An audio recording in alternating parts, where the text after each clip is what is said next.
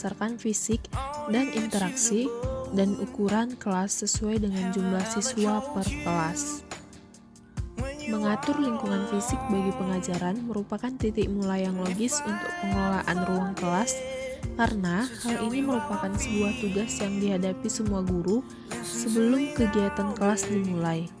Banyak guru merasa lebih mudah merencanakan aspek pengelolaan kelas non-fisik dibandingkan harus mengatur lingkungan kelas dalam mendukung dan mencapai tujuan pembelajaran.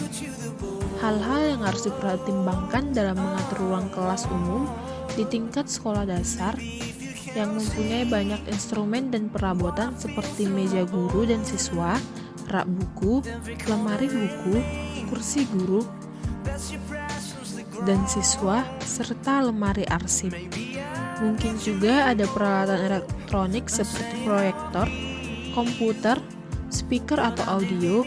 Selain itu juga ada alat bantu visualisasi seperti papan tulis, whiteboard, papan buletin, diagram, peta, dan lain-lainnya.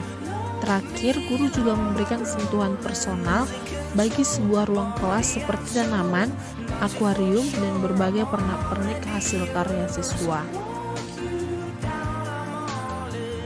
Dalam mengatur ruang kelas, diperlukannya kemampuan guru dalam manajemen kelas dan menciptakan iklim pembelajaran yang baik bagi siswa. Ruang kelas bukanlah wilayah yang sangat luas bagi siswa, hingga puluhan orang berinteraksi selama periode waktu yang lama, selama 5 sampai dengan 8 jam setiap harinya. Guru dan siswa akan selalu terlihat dalam berbagai kegiatan yang menggunakan berbagai wilayah ruang yang berbeda dalam mencapai tujuan pembelajaran.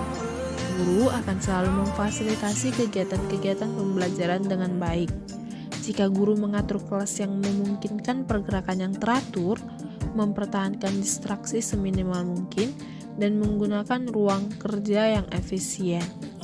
Menurut Caroline Edmund, ada 4 kunci bagi guru untuk melakukan pengaturan ruang kelas yang baik, yaitu yang pertama, jadikan wilayah sirkulasi dan mobilitasi siswa tinggi dan bebas dari kemacetan.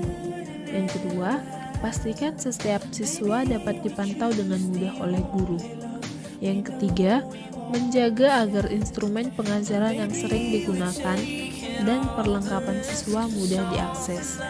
Dan yang keempat, pastikan bahwa para siswa dapat dengan mudah melihat presentasi dan tampilan seisi kelas. Menerapkan tiap-tiap komponen dalam 4 kunci tersebut akan membantu guru dalam merancang pengaturan ruang kelas sehingga dapat menciptakan iklim pembelajaran yang efektif dan menyenangkan bagi siswa.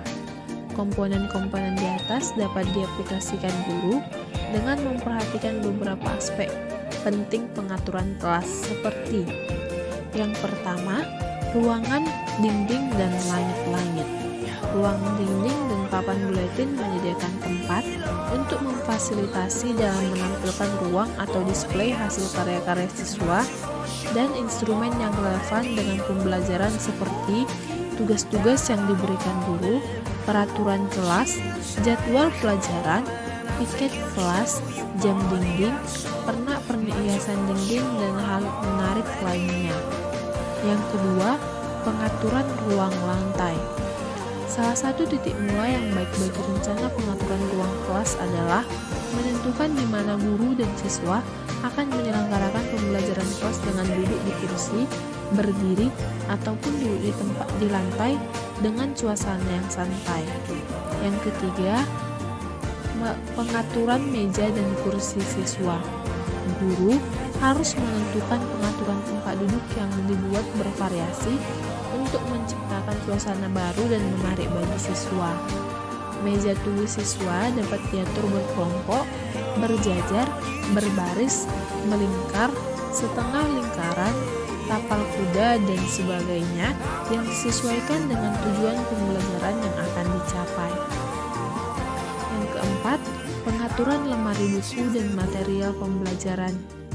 Lemari buku yang berisi materi, bahan ajar atau buku pelajaran sebaiknya diletakkan di mana tidak menghalangi dan menghambat siswa dalam mengaksesnya.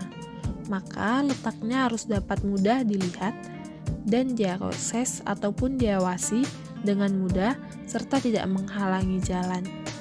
Yang kelima, pengaturan berkas portofolio siswa. Setiap siswa mempunyai dokumen portofolio yang berisi tugas-tugas dan pekerjaan mereka selama di kelas. Maka guru harus menempatkan portofolio di tempat yang mudah dijangkau dalam susunan alfabet seperti ditempel dalam tembok kelas yang panjang atau di lemari kaca transparan. Yang keempat, pengaturan meja tulis dan perlengkapan guru. Prinsip-prinsip pengaturan meja tulis harus dapat diatur menghadap para siswa dan pastikan mereka dapat melihat guru dari tempat duduknya. Yang ketujuh, pengaturan benda-benda musiman atau jarang dipakai. Ini biasanya hiasan bertemakan hari libur atau musiman, tempat buletin, proyek khusus, bujur derajat, material seni tertentu, dan perlengkapan sains yang digunakan dalam beberapa keadaan tertentu dapat disimpan di lemari belakang ruangan untuk mengefektifkan pembelajaran yang berlangsung. Menurut Suharsim Arikunto, dalam tata ruang kelas, guru dituntut untuk memiliki keterampilan dalam bertindak dan memanfaatkan sesuatu. Di antaranya, menata tempat duduk siswa, menata alat peraga yang ada di dalam kelas, menata kedisiplinan siswa, menata pergaulan siswa, menata tugas siswa, menata ruang fisik kelas, menata kebersihan dan keindahan kelas, menata kelengkapan kelas, dan juga menata panjang kelas. Tata ruang kelas sendiri merupakan upaya yang dilakukan oleh guru dalam menciptakan lingkungan pelajaran yang kondusif melalui kegiatan pengaturan siswa dan barang atau fasilitas pengajaran. Selain itu, tata ruang kelas dimaksudkan untuk menciptakan dan memelihara tingkah laku siswa yang dapat mendukung proses pembelajaran. Sehingga tujuan pokok pengaturan menata ruang kelas adalah untuk menciptakan dan mengajarkan kegiatan siswa serta mencegah munculnya tingkah laku siswa yang tidak diharapkan melalui penataan tempat duduk, perabot panjangan, dan barang-barang lainnya dalam kelas. Ada beberapa tujuan tata ruang kelas secara khusus dapat disimpulkan sebagai berikut. Yang pertama, mewujudkan situasi dan kondisi kelas, baik sebagai lingkungan belajar maupun sebagai kelompok belajar, yang memungkinkan siswa untuk mengembangkan kemampuan semaksimal mungkin. Yang kedua, menghilangkan berbagai hambatan yang dapat menghalangi terwujudnya interaksi pembelajaran. Yang ketiga, menyediakan dan mengatur fasilitas perabot kelas yang mendukung dan memungkinkan siswa belajar sesuai dengan lingkungan, sosial, emosional, dan intelektual siswa dalam kelas. Dan yang keempat, membina dan membimbing sesuai dengan latar belakang sosial, ekonomi, budaya, serta sifat-sifat individu lainnya.